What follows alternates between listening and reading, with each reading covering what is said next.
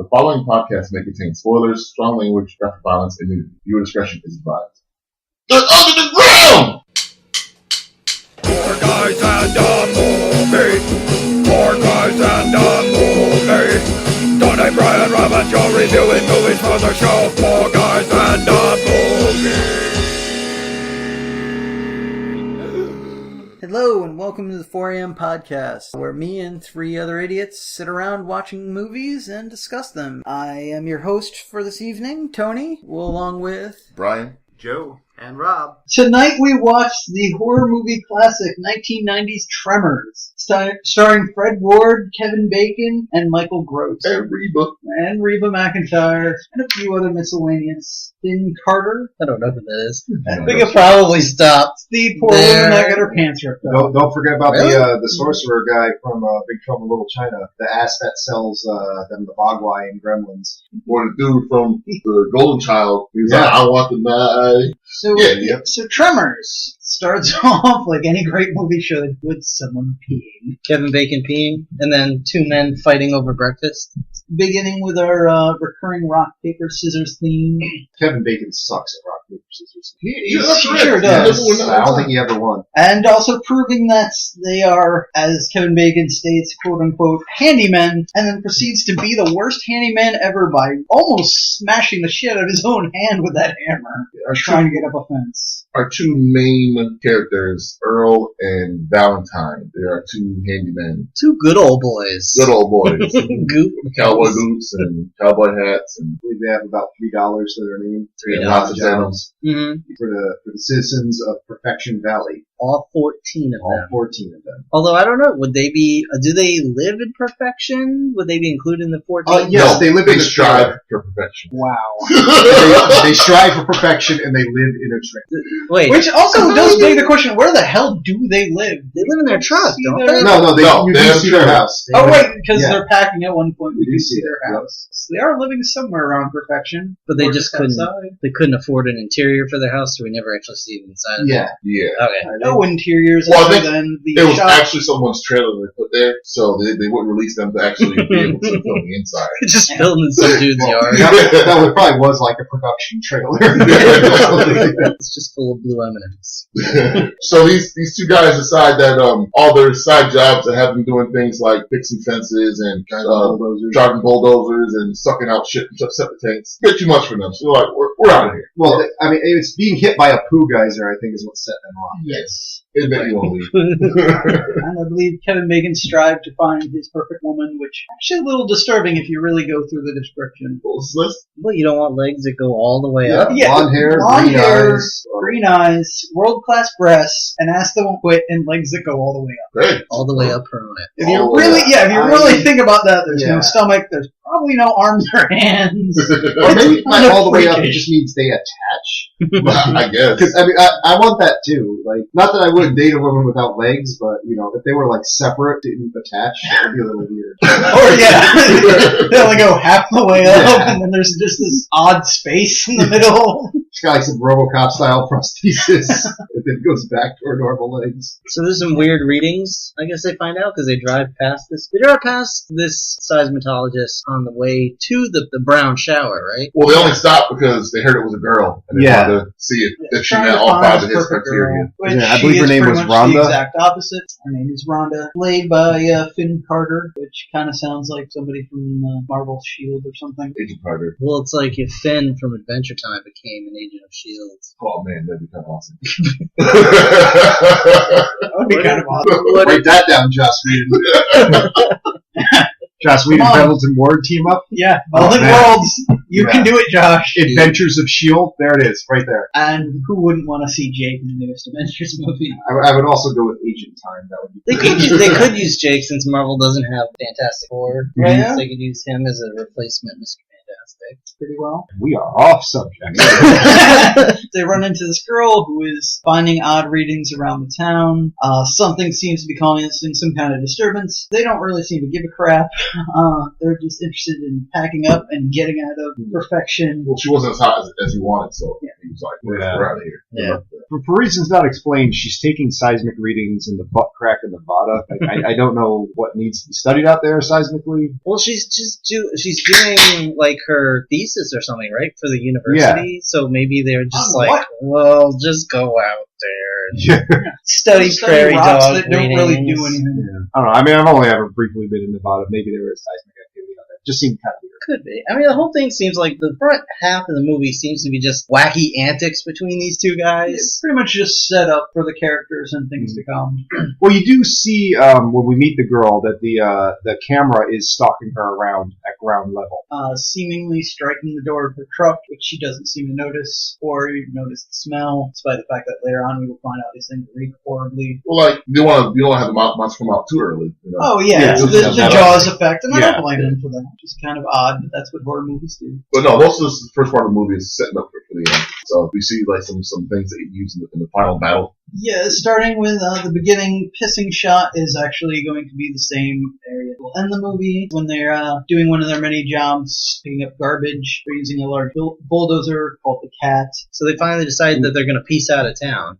So they pack up by loosely just shoving everything in the back of their truck. Which is about right. They roll on out. On the way out, somehow, Val sees a guy in a power line. Well, what else did he have to look at? True. Yeah, there was nothing for miles. Literally nothing. But he sees some guy up in a power pole, and he's like, "Who's that? Oh, that's the guy from town I know, because I know that sweatshirt." Yeah, because he never changes his clothes or showers or something. Another good reason to leave perfection. Yes. But you know what? He's dead. So yeah, it takes it upon himself to climb up there and get him down. He's dead. Finds out he's dead. Bring him back to town. And like, oh, this guy died. And they're like, how'd he die? Dehydration. Somehow he got there for so long he ran out of water and died. So they're like, oh, we're out. Time to go. Again, as Joe mentioned, if you can sit up on a pole for about 3 or 4 days without anyone ever noticing you, you should not live there. That is true. Yeah, there's nothing going on that you need to be part of there. So we're out.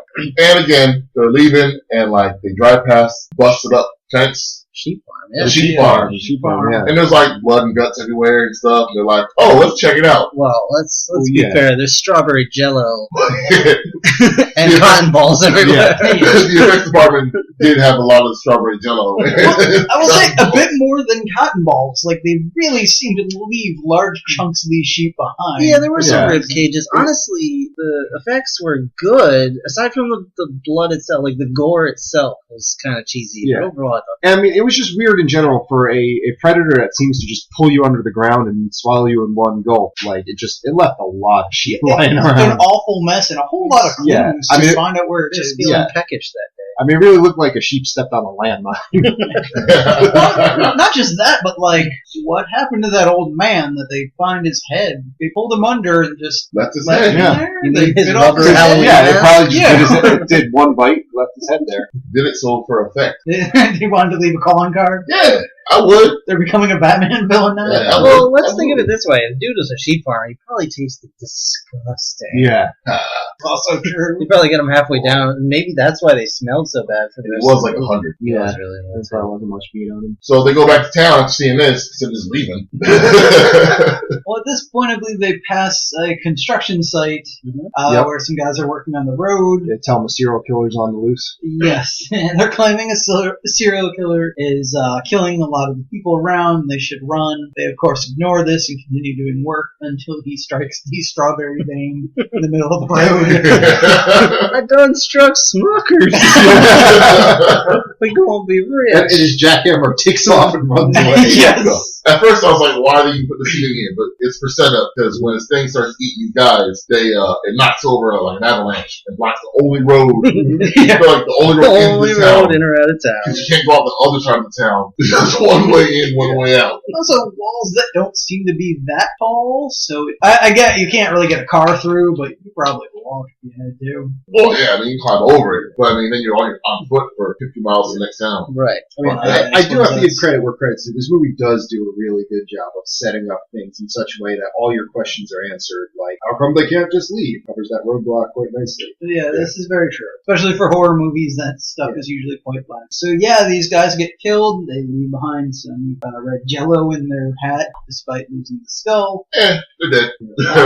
Our heroes speed off, smash their car into a wall for some reason, which gives the graboids. Well, they launch into that now. Val and Earl go back to town after the sheep killing, where they kind of discuss what's going on, and they decide they need to send Val and Earl back out.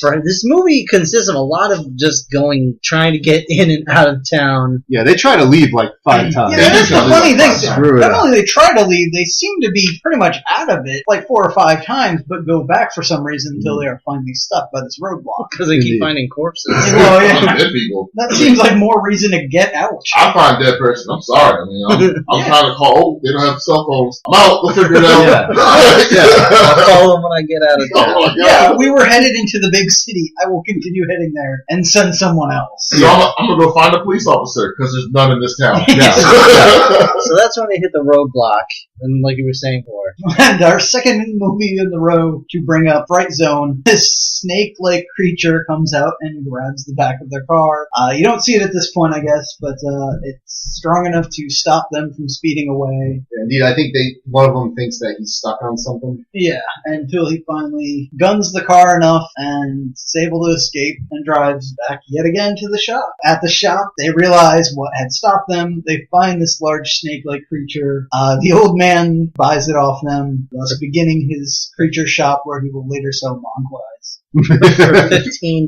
They sell it to him for $15. Bargain of $15. He talked him down from 20 to 15. And then proceeds to charge $15 for a photo with this It was thing. just $3. Well, $3. Oh, was it 3? I'm sorry, $3. 3. Which is seen as this master plan, but again, 14 people live in this town. You're not going to turn much of a profit. And 2 of them are dead already. Yeah. And 2 of them sold you this thing. Yeah. I don't know where they think the big money's coming from, but that ain't it. Yeah, so this guy's shop pretty much is the only building that you see the inside of, aside from the other character's house. They don't have the inside interiors of any of these buildings. But they use it pretty well, because it introduces most of the characters in the movie come to the shop regularly, so you see everyone. There's a kid, an annoying ass kid named Melvin, the Mexican dude who I don't know what he does, but he has all the ideas in the movie. He does. I wrote that down. He does a lot of Mexican stereotypes. Latino guy has all the ideas. Yeah, I imagine he's the one that keeps the community running. Probably. You got like some hippie-looking lady who I guess has a kiln and makes pottery or something. And her Produces daughter. children. Yeah. Somehow. The girl from Jurassic Park, the little girl, is on a pogo stick. Yeah, Lex is like there. the boss. She's taking pictures with the monster, kind of practicing for her role in the future. And is it the only doctor in the town that's talking about how all these people are dying, and he's off with his he's wife? building a new house. He's building a new house, like just outside the kind of the town limits. Oh, but that's what the doctor wasn't. He's the one who said, "Oh, he died of dehydration." That's right. He's just outside of town trying to build his house, discussing plans with his wife when they get attacked. And I wrote down in my notes, stupid old white people. Brian, explain. Well, you see, what happens is when your generator gets swallowed by a giant hole and then spit out 15 feet in the air, instead of going towards it, get the fuck out of there. That's what you should do. But no, this guy's like, wait a minute, I should go check it out. Yeah, let me investigate in the dark with nothing but a flashlight. I'm going to investigate whatever shot my generator 15 feet in the air.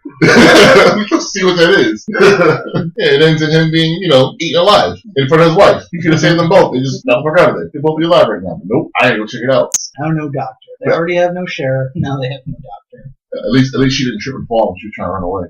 She would have though if she had longer. She would have. Yeah, if it was more than 5 feet to the car, she probably. But this scene does establish that they can eat whole cars because they pretty much rip the ground up under it and swallow it whole. Yeah, she takes Station wagon, safety no less. in the station wagon, which they proceed to pull underground. They didn't really eat the car, right? Well, They don't eat the car, but they pull the whole thing underground. Yeah, they ate her. She They got will go eaten. to great lengths to eat a person. She got eaten. Well, next, we're back in the store where they nominate Val and Earl to ride their horses out of town. Mm-hmm. Yes. Douche Melvin puts the snake on his shoulder. Yeah, so this brilliant kid kid puts the snake around his shoulder and comes running out of the store screaming while they're loading their guns and preparing to go into to deal with this menace. Right in front of Burt Gummer, played by Michael Gross, was like, crazy gun-toting redneck that, like, I wouldn't make any sudden moves in front of this Seriously. man, let alone run Character outside in this draped in movie. a tentacle monster. Melvin should have had the front of his face blown out the back of his face.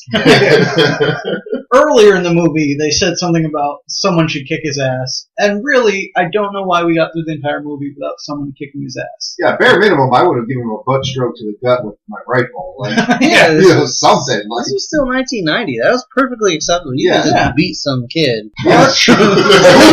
who's even Melvin's parents? It's I never don't know. established. Yeah, Never that been is fair. he's Seriously. Russian as well. I don't think anyone would care if he whooped that kid's ass. It's questionable where he lives, where he came from. Yeah. But yeah, I think everyone's in agreement. He should have gotten his ass kicked. There's plenty of jokes about feeding him to these monsters later, but sadly no one does. They're riding out on the horses Mhm. that they got it from From Walter. Walter. Okay. Walter, yeah, this is where they find out the doc has been killed. Yeah, they run up past their place, trying to make sure they're okay, and let them know come to town. And they stumble across the sound of the car radio underground.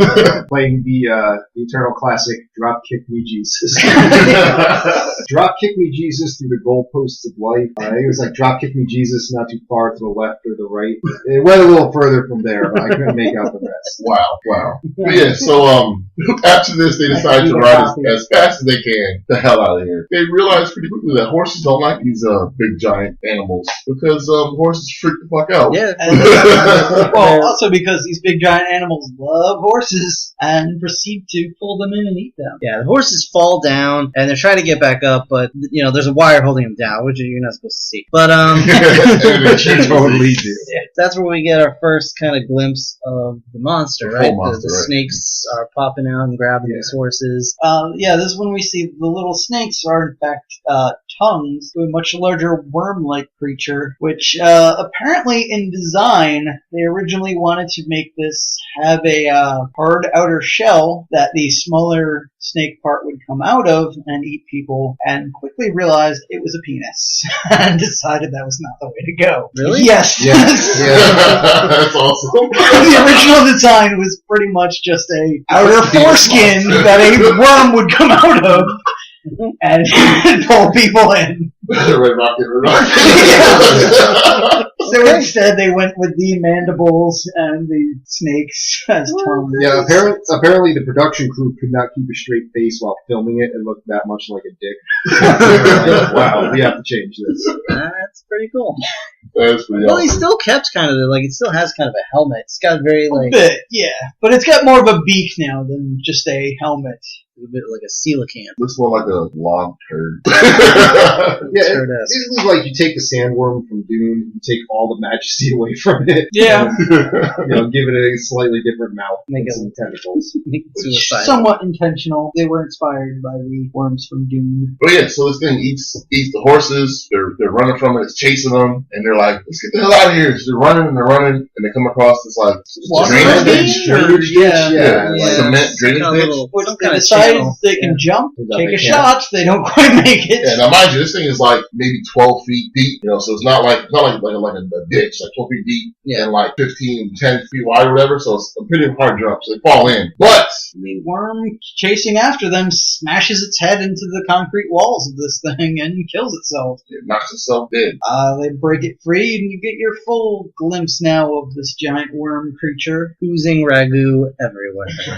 It is weird because, like, that first shot where they get it with the jackhammer, that first shot with the road workers, is bleeding red blood. Right. And then from the rest of the movie on, it's orange. Orange cheese Yeah. sauce. Yeah. Scientist student Rhonda.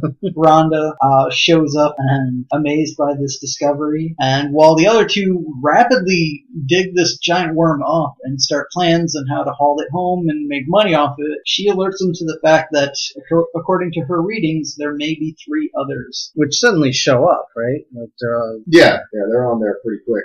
Well, yeah, at least one of them. Or no, I believe they head back to her equipment, try and gather some information before heading back, and that's when another one shows up that chases them to the rocks. Yeah, Stumpy. Stumpy. The one whose arm they ripped off earlier. They thankfully discover by accident that they can't go through rocks or climb, and somehow determine that they must be reading their vibrations through the ground, so they're safe as long as they stay on the rocks.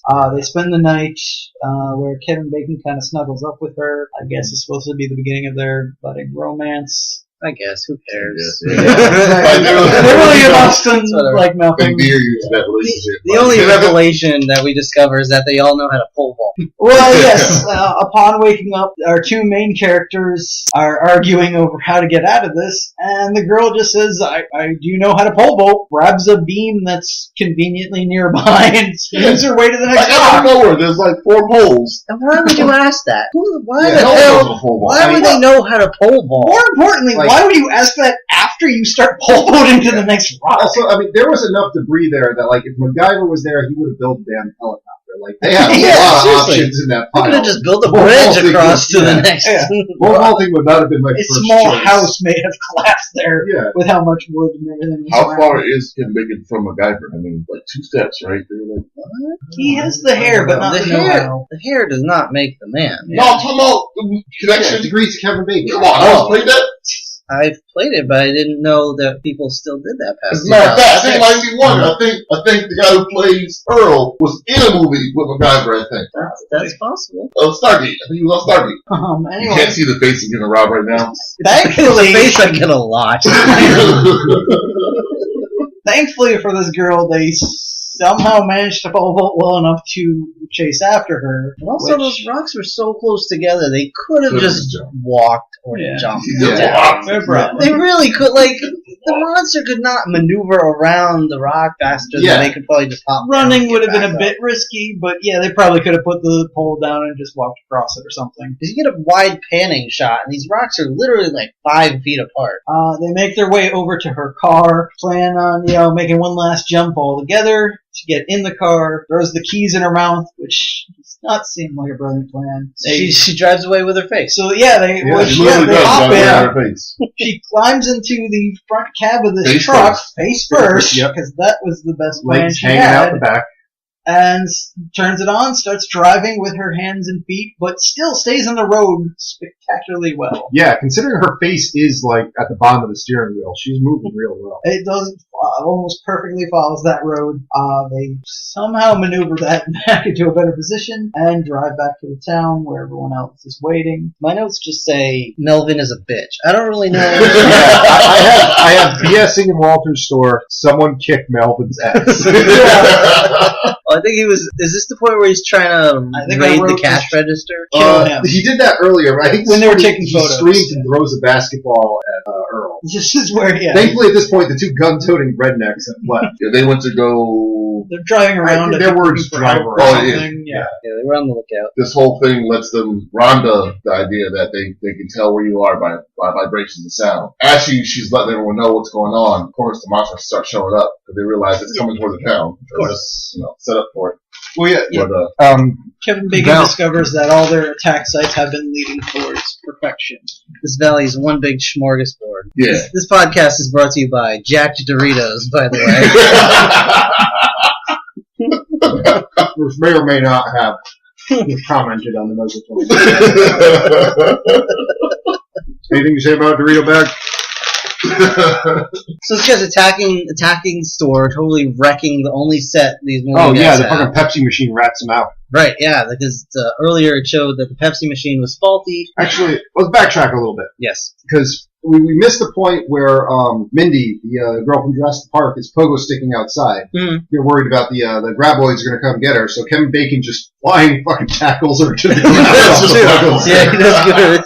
Tackle a 7-year-old girl. Tackles her to the ground, he gives her a people's elbow, Yeah. knocks all of her teeth out. She's half dead. And of course now the graboids attack, and poor Rhonda gets caught up in a barbed wire fence. Now, the cold grab boys, they don't really say that until like the last scene in the movie. No. They come up for it in the store when they're BSing the first time.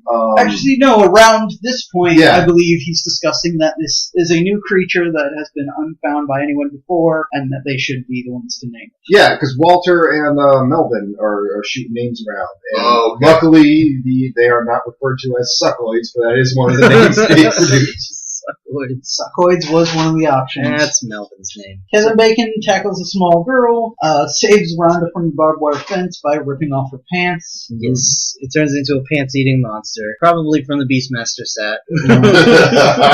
Yeah, I mean, that, like, Beastmaster, they're recovering from the effects of an outbreak of pants-eating monster.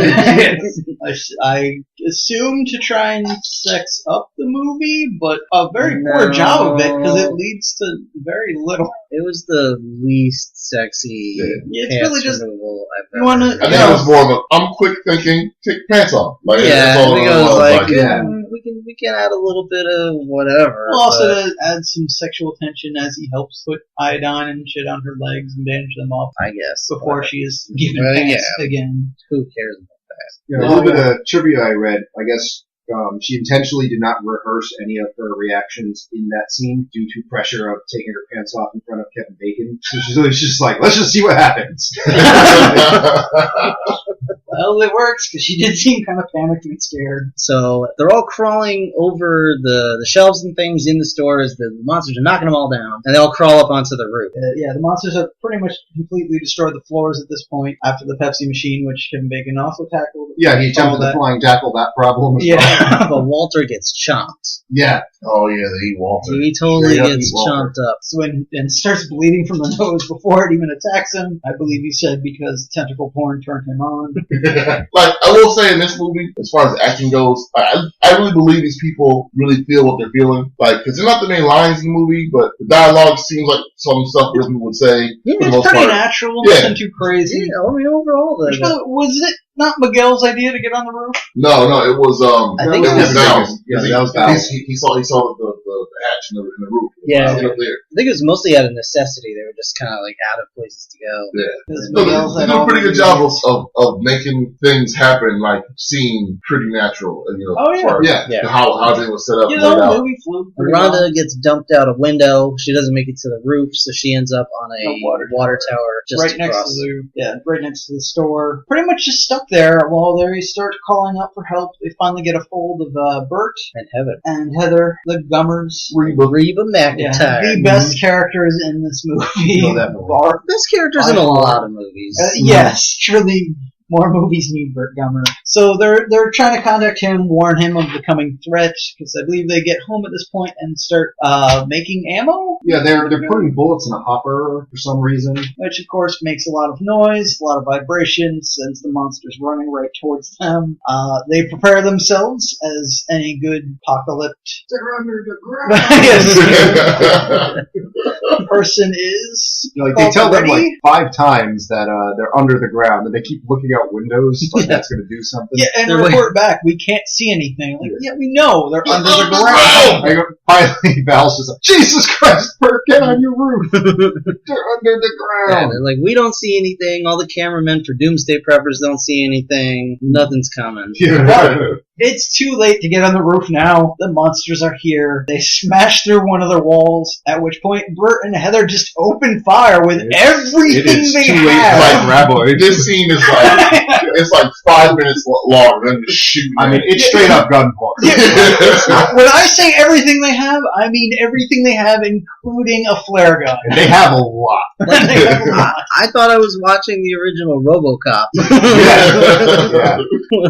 He had a more dignified ending. Yeah, That's true. He did. But I mean, I know it had to do it for the scene where, but why did the thing sleep? Like, it's Yeah. it just sat there for 5 At minutes. first, it's like, whatever, I'm going to get you. Then it was just like, ow, this really hurts. Then it's like, oh, stop. Unless it's like a shark and it can't back I was up. just going to Yeah. say, at this point, I started to question whether or not it could back up.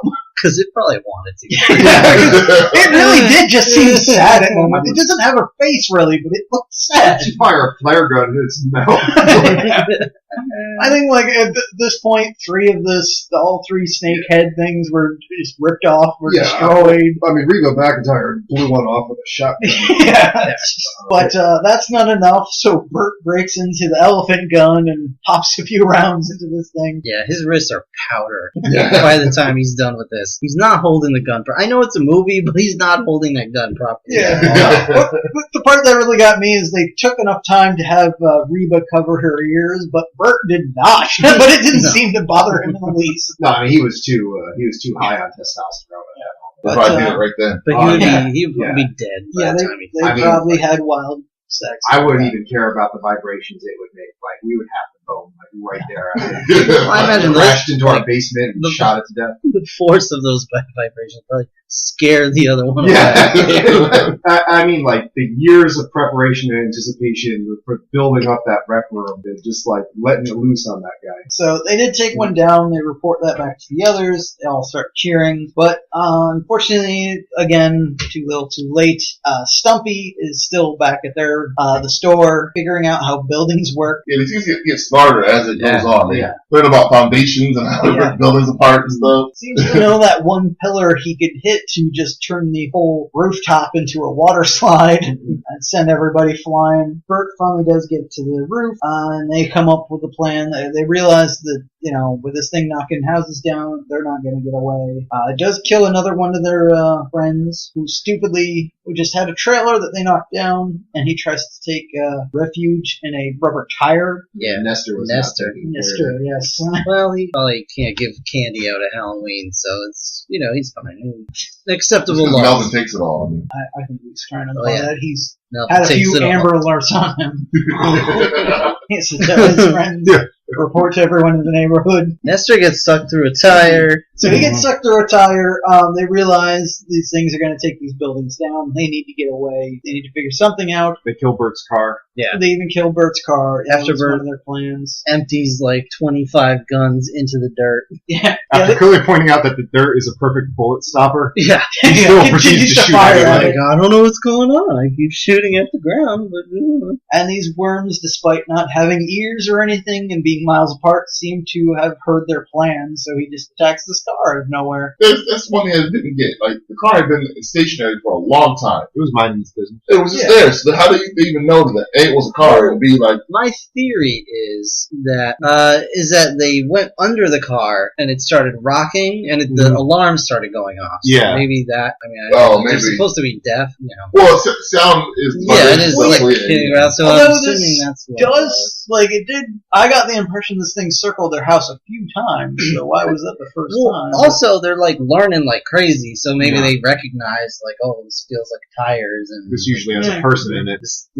We've eaten one of these before. That is true. They did eat a car before. So anyway, they take their car out. They're searching for a new way to escape. Val says that they need a helicopter or tank, which leads them to think back to the cat. They decide they're going to use that and the trolley to pull behind him. Yeah, they had to beat the trolley because Miguel was like, we can't all fit on the bulldozer. That's how it sounded. Yeah, don't think us racist here. The movie is. You can. That's fine. We did. Okay, we did make quite a few Mexican jokes. Yeah. Still, the movie is making him into a very bad stereotype. Yeah. So they decide they need to get to this bulldozer, but it is quite a ways away. So they're trying to now lure these things away from them long enough so they can make a run for it. So again, Miguel's like, hey, we got a lawnmower. We just run. Miguel with the ideas? Yeah. 8 plus number 1. So Miguel again thinking of lawnmowers and so on. So in case none of you understood what that cackling scream was, Miguel came up with the idea to use his lawnmower. Someone's lawnmower. Walters. I think it was Walters, yeah. And he Anyway. just sets he sets the key and ties it off so it just goes off on its own. Nobody has any grass, so why Yeah, a lawnmower? Yeah, why Yes. this thing even existed here, I don't know. Whatever. Again, I question why they lower Miguel down to take care of this problem, even though he's clearly the heaviest person on that roof and would be the hardest to get back up on it. But Maybe also he's the more most familiar with lawnmowers than anyone else. Yeah. Probably. he's also the most expendable. I imagine that's the most. Although he does survive this. Plus, it was his idea. Yeah, I mean, it's Kevin Bacon's job Earl's job to run for it at this point. Yes. Yeah. Him and Kevin Bacon, Valentine battle. Once again, rock, paper, scissors to see who will go. Earl wins and decides he's going to go himself, but Val trying to give him a hearty handshake or whatever to, Elbows him in the chest.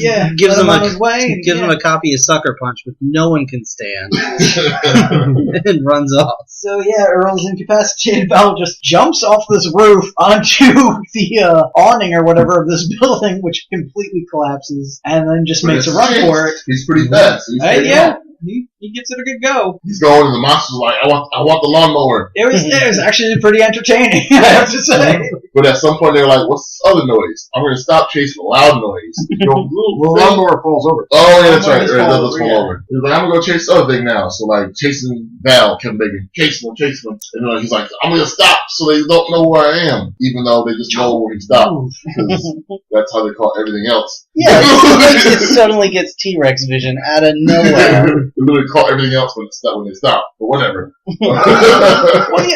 Now, the two of them have this surrounded. They conveniently both stop just like a foot away from him and start sending the little snakes out, which he just kind of hopscotches over, somehow not alerting them to where He he lifts is. one foot up and down repeatedly. There's not crane kick skills. Yeah. So they determine they need to distract him away from him again. So nice setup. The girl's on the water tower. Yeah. She kicks out the pipe from the water tower and makes it rain. Not just that, but kind of setting up when they get showered with the poo before, that a lot of their piping is poorly fixed with just rags and tape, I assume. I don't know what was going on there. I think that was held together by a rag. Yeah, it was easy for her to kick out, but she was quick thinking, I can make it rain. She kicks it out. The water falls on the ground, making a lot of noise and attracting these worms. Graboid shower. Yeah, Graboid shower. He takes his frustrations out on the ladder. Probably about to take her down as well, but Kevin Bacon makes his way over to the cat.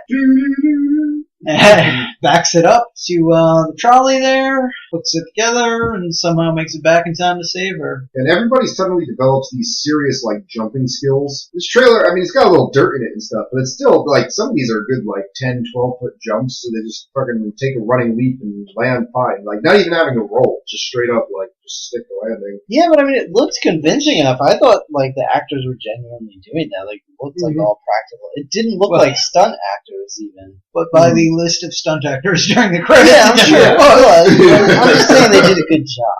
Oh, yeah, this is very true. With 30 stunt actors on 10. Yeah, there were more stunt than I cast did- members. Yeah, I did actually recently find out 8 feet is the limit. More than 8 feet, you will severely hurt yourself, according to doctors. I hurt myself jumping off 4 feet. Well, you certainly can, but Well, if you roll and stuff, you can do it. true. But I mean, a comedian on another podcast actually broke both his ankles hiking because he jumped it was roughly a 10-foot thing, and the doctors told him 8 feet. Come on, Bert. Okay, anyway. We are off subject. So they pick up the Punisher and wife, and then they're driving out into the desert. Oh, we gotta point out that while Bert was on the roof, he was making pipe bombs. Oh, yeah. Yeah, he was not wasting time. Yeah, he wasn't playing around. Yeah, I do believe it was shown that they were just sawing off their own He was making pipe bombs out of his ventilation. roof. Yeah. The piping ventilation from their own house, they were slicing that off and making pipe bombs with household chemicals in the right measurements, as he said later. Although I am surprised they didn't just have grenades. They probably chips had grenades. They Probably. had elephant guns and M16s and. Although, once again, as the movie set up earlier, when he was trying to buy his hollow point bullets, they don't always get the right items sent out to this middle of nowhere town. With one road. And 14 people total. Pretty diverse though. I mean, it was like black, but there was Asian dude, or Latino dude. That's about it. That's about it. What more? Well, no, there were old people. Old people, young There were some people, Latino people working on men, the road. Are they Latinos? I think so. Weren't they? There was at least one, I think. Had 70s mustaches. Yeah, they were just mustachioed. I don't know. I don't know. That's racist. He was like, And what about the You don't get a shit good farmer? look at it. I mean, they were only 14, so if you go with 2 out of 14, it's Yeah, still inclusive. It's okay. Yeah. Yeah, some ratio is The numbers, pretty good. the numbers work. So they're traveling along to see the monsters out in the distance. Yeah, they call out that they see dust trails. The monsters are clearly doing something. To which Val just says, "I don't care as long as it's out there," despite the fact it's in the direct path that they're headed. Yep. No one They're questions clearly that. up to something. Yeah. Admiral Akbar's there, like waving. Yeah, foolishly, again, kind of setting something up, but not as well, because I think literally the next shot is them cut a few feet ahead and falling into a sand pit that they've created for them, stopping the cat cold in its tracks and leaving them in the middle of nowhere. So Melvin sucks. Mm-hmm. I just wrote that down. Hashtag no hate Melvin. Well, yeah, at this point, they realize they need to make a run for the rocks. Rhonda determines that if they throw one of these bombs, perhaps they can scare them away from where they want to go. Well, that's because one was attacking the trailer, and they threw one at it, and when it went off, the monsters just took off like lightning. They were gone. So they were like, "Oh, we can scare them with these things. Let's make it work so we can get to this rock." So he tosses a bomb like 2 feet from where they are. That's really the sissiest of the roads. Really? It's a terrible start. That's why he has guns. That's why he has guns. But it does enough to frighten them off so they can make a run for the rocks. Yeah, Melvin is whining and crying yet again, and only runs because Bert finally gives him a gun, although it's not loaded, which I love. And to be fair, he couldn't really throw the bomb that far because his arm was probably broken in 6 places. The elevator. That he not only shot in the basement, but continued to shoot at the ground repeatedly. So they make it to the rocks, and then just kind of get stuck up there. Start bickering amongst themselves. Yeah, Bert rightly starts bitching about how he could have been safe in his house, which does beg the question, why did he leave? They had no good reason to listen to Val or Earl. Well, I mean, like, their foundation of the house was already jacked up because one took out a whole wall. So, I mean, like, True. but they could have had a better arsenal there, I guess. Yeah. You know. They probably would have had a better shot there than they did. It's been the situation they end up in. And as we find out, he had a cannon there, apparently. Yeah. That would have changed things altogether.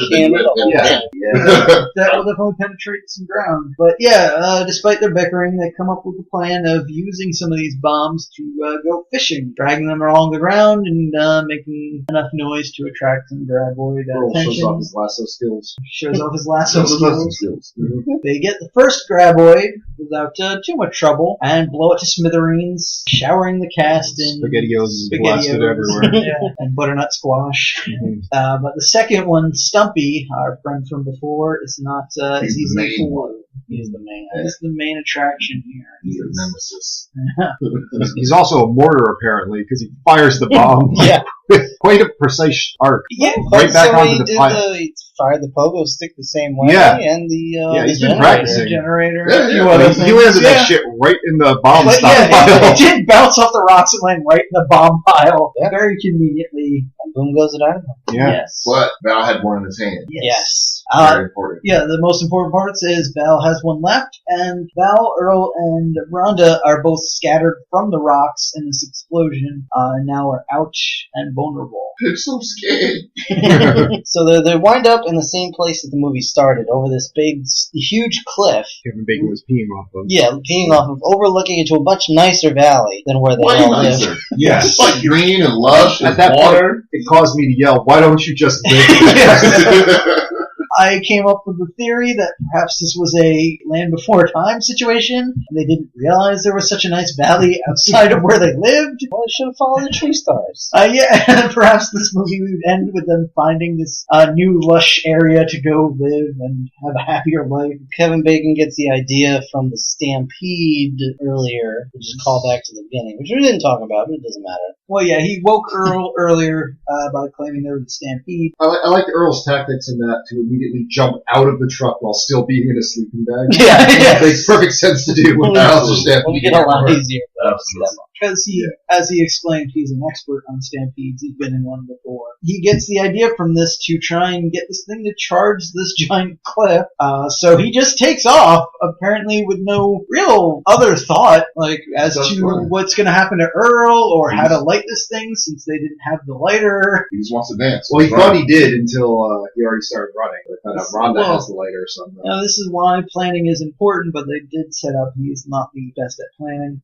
So yeah, now the three of them are on the run, headed straight towards this cliff. The worm chasing after them. He waits till the last possible second, which, again, I don't quite understand his tactics of he rips off a portion of the fuse and then tells them to wait till the last second to light it. Yeah. Why not just leave more fuse on there? Yeah. Whatever. Nitpick, I know, but it was just kind of a silly, pointless piece of footage, I guess. But on this cliff, he lights the fuse, tosses it behind the worm. They start berating him for missing, but of course it goes off. Yeah, sends that worm firing like a rocket. He waits till the last possible second, dives out of the way, and the worm fires out of the side of this mountain. Can you fly? He screams, "Can you fly, sucker?" which clearly was not sucker in some original cut, and the thing drops down and explodes on the rocks. The most majestic shot of the film. Yeah, it doesn't really fire out of this. Drops like a turd. Well, it does look like they just filled a Manigot with SpaghettiOs on the sidewalk. Yeah, that's pretty much the effect it has. Pretty much the end of the movie. Yeah. I think it's just like one jump cut back to town. Yeah, with the kiss. Yeah, and then it'll be, an ending to the love story between Val and Rhonda. But I don't think you see any of the other characters. Just Earl, Val, and Rhonda. Yeah, Earl and Val are all cleaned up because they're about to go sell their story to People Magazine. People National Magazine. Geographic. The New Haven Register. It'll be a blurb in News of the Weird. M seeking G. Grab wire.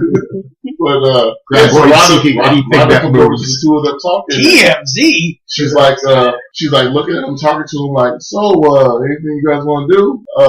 Anything? I'm right here. Anything's going on? Like, she even tries Earl. Yeah, there is a lovely shot where she's trying it with Val, and that doesn't seem to be going anywhere. And kind of leans over to Earl, which I don't know if it's supposed to be like for help or like. He's not taking this opportunity. You want a shot? Yeah. Consolation for her? Yeah, I'll settle. But so she walks away, and then Earl's like, "Dude, what are you doing?" So Val's like, "I know, I'm gonna go." He's like, "I know, I'm gonna go." I've read the script. All right. Finally balls up and goes over and just ends up kissing her. Yeah. Literally like, roll credits, movie over, done. Yep. Yeah. And the Bam, done. Like, I thought it was interesting, too, for a horror movie. It had a surprisingly high amount of survivors. It did. Like, most of that town made it out. Yeah. Again, considering you only started out with 14 people, it is surprising how many survived it. Mm-hmm. And it really didn't have any of the normal, like, horror movie tropes that you would kind of get. Like, it didn't really have the, like, the slutty girl. Yeah. Like, it wasn't your like stereotypical a teen people. horror movie. Yeah. That kind of stereotypical people. I mean, for the most part, everybody made, like, sound decisions. Yeah. Like, everything they did basically made sense. Yeah. Other than friggin' Nestor trying to hide on a tire. But, I mean, he was panicking. Yeah, he was... He just got dropped off the trailer. He was a panicky loser. And it was, again, the movie established that some of these people weren't the brightest, as I believe they discussed with the, what was it, we don't know anything about them. Yeah, but where did they come from? Or, I forget what that line was. Well, it's kind of like the Island of Misfit Toys for people. Yeah. That's why they're all there by themselves. It was probably like a nuclear testing site. Yeah. Yeah, I believe she said there's no precedent for these. I believe she said there's no precedent for these creatures. And they're like, so where do they come from? Yes, that was it. Music-wise, I thought it was adequate. It doesn't really have an exciting score, but I think it still it did what it needed to do. Yeah. Yeah. There's no like memorable song or anything, but Certainly not. I don't know about that. Yeah, I forgot about Dropkick Me Jesus. What about Reba's lovely work at the end? That's the end, though. That's true, yeah. But yeah, throughout the movie, it's just simple scores. Some of them perhaps used more than needed. Quite dramatic when they find the man that died of dehydration on a pole, which, like, it's a man that's horribly old that died. It's not the most exciting. It wasn't really like there wouldn't be a soundtrack for this because it's just more effect sounds. Like I need to sound dramatic right here. So, The classic jump scare noise when they lift the hat off the ground and see the guy's face. Some stings in there. Yeah, all around I think it worked well enough. Mm-hmm. Alright, so now it's time to rate the movie. Go around to the table and everyone basically votes yay or nay. Yay gets a star, nay gets no stars, and at the end tally it up to see how many stars it has and see if we really recommend it or not. Let's start with Brian. I'll give it a star. This movie was pretty entertaining. Like I said, the acting was not bad for what it was, and it had enough setups and foreshadowing for you to follow the whole thing without any problem. And it was, it's entertaining. I mean, it's some funny moments and some cool effects for 1990. But yeah, I'd recommend it. I think everyone should see it. Give it a star. Rob. Oh yeah, definitely. I'd absolutely give it a star. This movie is one of my guilty pleasure movies. It's one of those movies that you can watch like anytime. There's not really any slow dragging parts. It's like a brisk 90 minutes or so. It goes by really quickly and it picks up like almost immediately. There's a little bit of futzing around in the beginning, but it picks up and it goes, and it just kind of it continues on. And I think it's just entertaining for a movie that came out before Jurassic Park. I'd say the effects are great. It's all practical effects. There's no CGI, and I think they did a great job. And it's one of those just fun, like brainless shut off and watch movies. So definitely a recommend from me. Joe. Pretty much Rob said everything I was going to say. I mean, I can't really find any major faults with the movie. It does what it needs to do relatively quickly. It's the kind of movie I wouldn't go out of my way to watch, but if it was on, I certainly would watch it from wherever I turned in and watch the rest of the movie. I'd recommend it to anybody. I think it's a movie that everybody needs to see, even though there really isn't any major, like, great scenes that, make the movie famous for, but I still think everyone should watch it, and I give it a star. I second those comments. A high recommend from me. It's a movie that's near and dear to my heart. I love the practical effects. I mean, Casablanca it is not, but if you know what you're getting into, it's great. It's very entertaining. And it does all it needs to do for a horror movie, especially. Yeah, the special effects are good. They're practical. And, it's, if you come across it on TBS or anything, I always will, sit down and watch the rest of it. It's enjoyable. So, but only on TBS. This podcast brought to you by TBS. Or the Sci-Fi Channel. Please don't sue us, TBS. Or Doritos. Sorry, that's my go-to for, when what will play these B movies at nonstop. I mean, isn't it even all a random B-movie? hours? No, it's really not. Yeah, it's true. The budget is certainly there. Yeah. Yeah, cast too. Kevin Bacon, Reba McEntire. That's not too bad. I mean, it didn't do so well in the box office, but it really, like, home video sales and rentals, it took off. Got 3 sequels. Yeah. It's and fun Michael franchise. Gross people, awesome as Burt Gummer. I can't stress that enough. Yeah, and he's in all 3 movies and the TV series. You know what? Let me add an amendment to what I said. It does have a memorable scene, because that part when it breaks in the rec room and they just shoot the shit out of it. I do remember that from, like, seeing it almost 20 years ago. Yeah, it's either 1 or 2, actually. Yeah, where it just bursts in there and they shoot the hell out of it. And, like, I think that's the first time I ever saw that work in a movie. I was like, yeah! So yeah, a recommendation from me as well. I believe that's 4 stars, 4 recommendations. A must-watch from the 4 AM crew. Yeah, really, this is a movie that everybody does need to know about. Yeah, for real. It's a jewel. Yeah. I don't think we need to recommend anything else. Like, it's a jewel in the crown of crappy 90s monster movies. Oh, yeah? If, however, the Tremors has a number after it, do not watch that. Until we tell you it's okay. Until we tell you, yeah. I already will argue that point, but we'll save that for another podcast. In the meantime, anything else anyone wants to add? Buy Doritos. Right. I'm creeping under your house right now. Yes, buy Doritos. Watch TBS. Like, comment, and subscribe. Actually, do we want to get into that? You can find us on Blogger at 4 Guys in a Podcast, or 4 Guys in a Movie Podcast, or 4 AM Podcast. You can subscribe to us there. We have a Gmail account. If you'd like to get a hold of us, it's the4ampodcast@gmail.com. And you can also, I guess, follow us on Twitter. I don't know who's going to be tweeting, but 4am podcast for the Twitter account. Figure out details as we go. You can contact any one of us there. I guess it's a gamble of who will respond, but I give free autographs. It probably won't be Joe. It definitely won't be Joe. It won't be Rob, oh, that narrowed it down quickly. but I give free autographs. You know, the person that's the worst at responding to emails is now in charge of Twitter and everything else. Finish. Yay! What? Brian, you suck at responding to emails, apparently. I meant me. There were still 2 options left. Sorry. I was assuming that if you weren't so distracted by your phone, you would have said something similar. This faux pas brought to you by Mike's Hard Lemonade. Thank you, and we can't wait to see you next time. They're under the ground! Bye, guys. Thank See if you can fly, sucker!